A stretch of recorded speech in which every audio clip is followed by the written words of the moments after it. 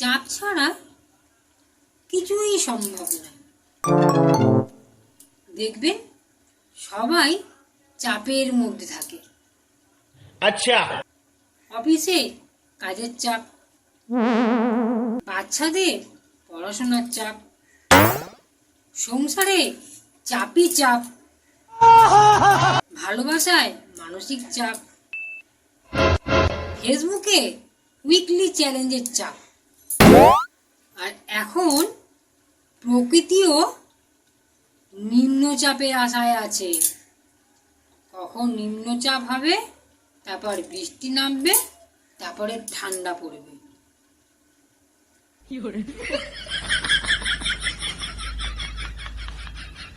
ঠিক বলেছি কিনা?